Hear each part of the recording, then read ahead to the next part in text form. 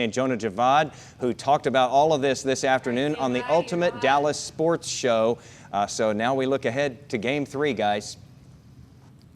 Yeah, Jason, thanks a lot. We talked an awful lot about that Stars Game 2 win last night with what they were able to do against the Minnesota Wild. Jonah, a really, really impressive performance and a vast difference from what we saw in Game 1. Yeah, but if you've been following the Stars for, I don't know, the last 3 years, it's not going to come as a shock. They lose Game 1 in the playoff series and then come right back to it in Game 2.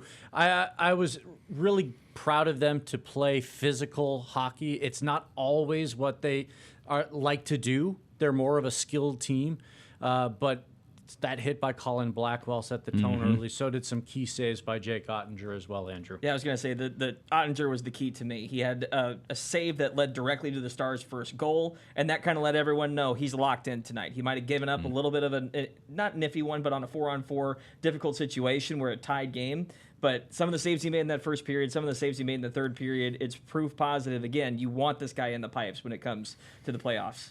And if I'm remembering right, the one you're talking about in 4-on-4 was the one where Robo kind of just got dusted. Exactly. I mean, there were other issues that led to that goal beyond just the play of Jake Ottinger in that particular moment.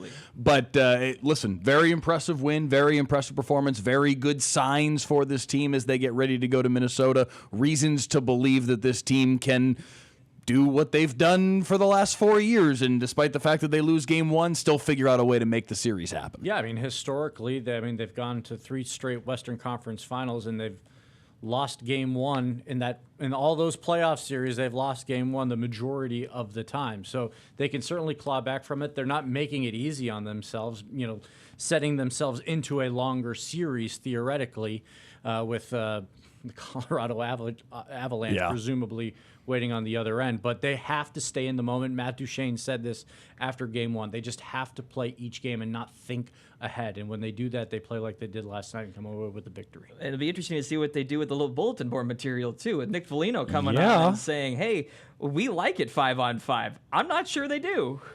It was a bold statement to make after a second game of a series where you've got a Stars team that has the opportunity to spend the whole flight up to Minnesota talking about what Nick Foligno had to say about 5-on-5 hockey.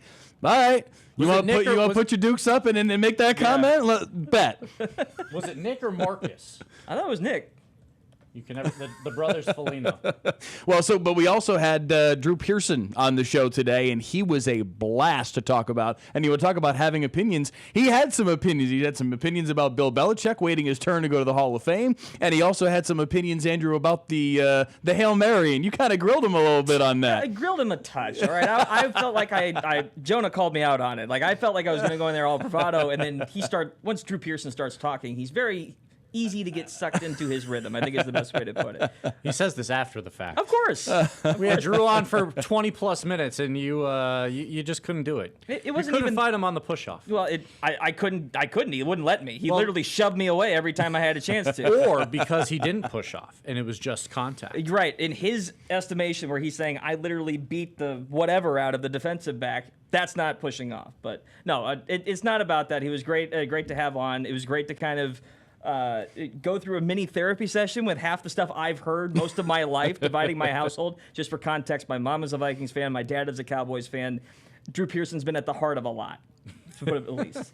Andrew Seeley took up from Mama Seeley today and did all that he could to try and tell Drew Pearson what's what. I didn't tell him anything. Drew Pearson filibustered his way right through it and said, "You're not going to tell me anything about the Hail Mary." Not a chance. Jason, it's been a fun first couple of days of the show, and more to come tomorrow as we will break down the press conference from Jerry Jones and the Dallas Cowboys as they get ready for the NFL Draft on Thursday night.